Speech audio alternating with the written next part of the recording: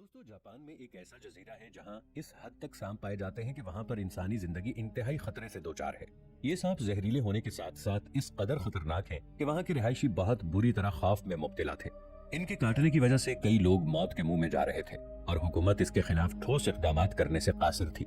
इस परेशानी को मद्देनजर रखते हुए जापान की हुकूमत ने एक ऐसा अजीबोगरीब फैसला किया जिसने न सिर्फ इस जजीरे बल्कि पूरे मुल्क को हैरानी में डाल दिया।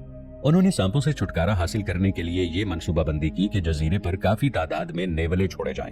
दोस्तों आप जानते ही होंगे कि नेवले को सांप का सबसे बड़ा दुश्मन माना जाता है। ये जानवर काफी फुर्तीला होता है और जहर के खिलाफ भरपूर कुव्वत मुदाफियत रखता है। दोस्तों जापान की हुकूमत ने ये फैसला तो कर लिया था जो देखने में काफी तसल्ली बख्श था, मगर वो इसके संगीन नताइज से बेखबर थे।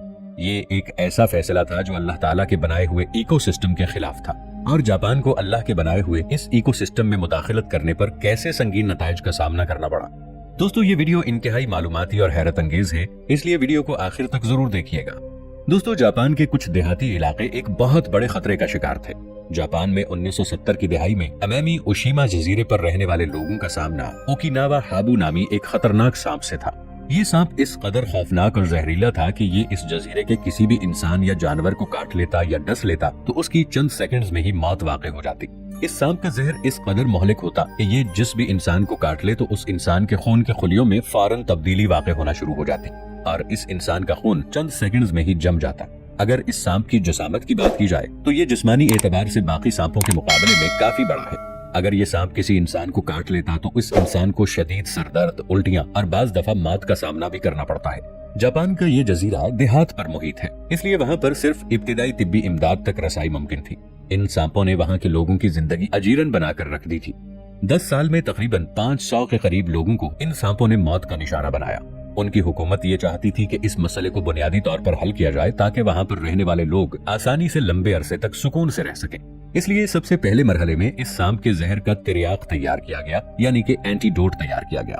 मगर इस तिर्याक को महफूज रखने के लिए बिजली और रेफ्रिजरेटर की जरूरत थी और वो इलाका देहाती होने की वजह से वहाँ पर ये सहूलियात मुयस्सर नहीं थी। अब ये मसला दिन ब दिन जोर ही पकड़ता जा रहा था। इन मसाइल से निपटने के लिए बिलाखिर जापान की हुकूमत को एक कड़ा फैसला करना पड़ा। उन्होंने अपनी तरफ से ये खासा दानिशमंदाना फैसला किया था। जापान की हुकूमत ने 1989 यानी 1989 में इकोसिस्टम में मुदाखलत करने की कोशिश की। उन्होंने इस जजीरे में सांपों के मुकाबले में नेवले को छोड़ने का फैसला किया।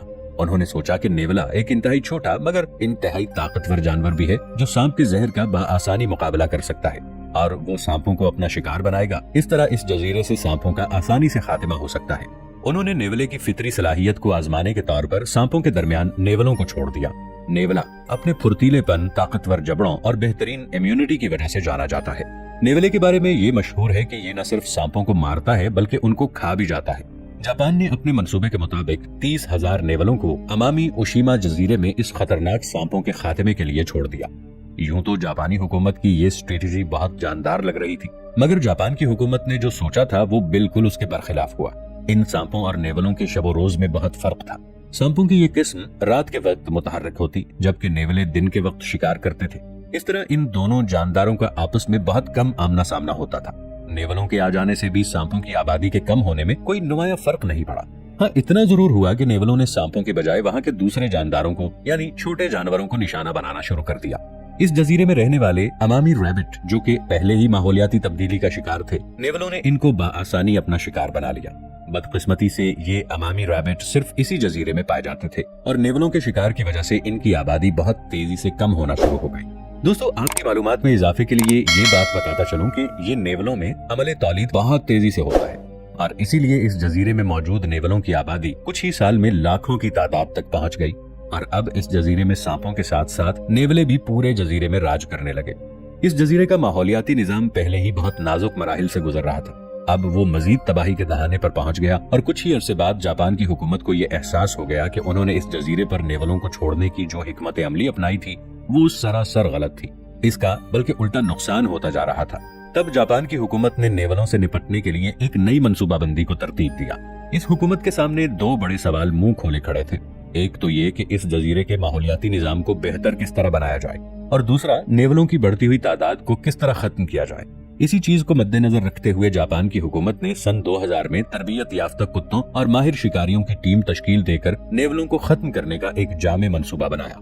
इन शिकारी कुत्तों और इंसानों का ये काम था कि ये जजीरे के हर इलाके और कोने में जाकर नेवलों को पकड़ें और नेवलों की बढ़ती हुई तादाद को रोकने के लिए तकरीबन 20,000 के करीब खुसूसी जाल बिछाए गए। जापानी हुकूमत की ये हिकमत अमली काफी हद तक कामयाब रही और वहाँ की अथॉरिटी ने तकरीबन पिछले 25 साल में 32,000 के आसपास नेवले पकड़े और इनका जड़ से खात्मा कर दिया। मगर दोस्तों, इस जजीरे में बसने वाले लोगों का पुराना मसला यानी सांपों की भरमार जूं का त्यों ही रहा। अब इस मसले के हल के लिए जापानी साइंसदान मैदान में उतरे और फिर उन्होंने अपनी कोशिशों का आगाज किया। उन्होंने इस जहरीले सांप के जहर के खिलाफ एक जदीद और काबिल हुसूल तरियाक यानी एंटीडोट बनाने के मुतालिक तहकीकात का काम शुरू कर दिया। जापान की मुख्तलिफ यूनिवर्सिटियों और तहकीकी इदारों ने जहर के जीनियाती नक्शे को समझने के लिए यकजा होकर काम करना शुरू कर दिया। इस मकसद के लिए साइंसदानों की एक टीम ने सबसे पहले इन सांपों के जहर, खून और बाफ्तों के नमूने हासिल करके इनके डीएनए को एनालाइज किया। इस तहकीक के जरिए 60 अदद जीन्स के बारे में मालूमात हासिल हुई जो जहर की तैयारी में शामिल फहरिस्त हैं। इन जीन्स के बारे में ठोस मालूमात हासिल करके इन्हीं की बुनियाद पर त्रियाक बनाने का काम शुरू हुआ। ये तहकीक सिर्फ सांपों के जहर के इलाज तक महदूद नहीं रही, बल्कि इससे और भी मुख्तलिफ बीमारियों मसलन कैंसर और दिल की बीमारियों के लिए शिफा की उम्मीद भी पैदा हुई। नेवले को जहरीले सांपों के साथ मुकाबले के लिए जजीरे में छोड़ना शायद एक अनोखा फैसला हो सकता है, मगर ये अल्लाह ताला के कामों में छेड़छाड़ थी। दोस्तों, ये छेड़छाड़ कोई पहली मर्तबा नहीं, बल्कि बहुत से ममालिक ने माहौलियाती आबो हवा और इकोसिस्टम को अपने काबू में करने की कोशिश की, तो ऐसे ममालिक को संगीन नताइज का सामना करना पड़ा। बाज ममालिक में ये तबाहकुन असरात अरसे तक हावी भी रहे और कुछ ममालिक ने अपनी बेहतरीन और दानिशमंदाना हिकमत अमली से बहुत से मसाइल को हल कर लिया। इसी तरह चीन का एक बहुत बड़ा हिस्सा जब सहरा में तब्दील होता जा रहा था, उन्होंने सहरा में जंगलात उगाने की कोशिश भी की, मगर उन्हें खातिर खा कामयाबी हासिल न हो सकी। चाइना ने इस जगह पर एग्रीकल्चर के फरोग के लिए बहुत कोशिश की। इसका ये फायदा हुआ कि सहरा के आसपास रहने वाले लोगों को रोजगार मिलना शुरू हो गया। रिसर्चर्स ने इस रेगिस्तान में ऐसे पौधों को लगाना शुरू किया जो कम पानी में भी परवान चढ़ सकें। सहरा को खत्म करने के लिए जानवरों को भी इस्तेमाल किया गया। इस रेगिस्तान में फ्रांस से मंगवाए गए खुसूसी 12 लाख खरगोश छोड़े गए, जिनका नाम रेक्स हेयर रैबिट्स था। फ्रांस से लाए गए ये खरगोश चीन के लिए काफी फायदेमंद साबित हुए, क्योंकि ये खरगोश जमीन की खुदाई करके जमीन के अंदर घर बनाकर रहते थे। जब वहाँ के खरगोशों ने सहरा में लगा घास खाया तो पाखाने के जरिए खुदाई वाली जमीन पर उनके बीज फैल गए, तो हर तरफ हरियाली सहरा में फैलने लगी। चीन का वो सहरा जो बंजर हुआ करता था, अब वहाँ पर 85% हरियाली आ चुकी थी।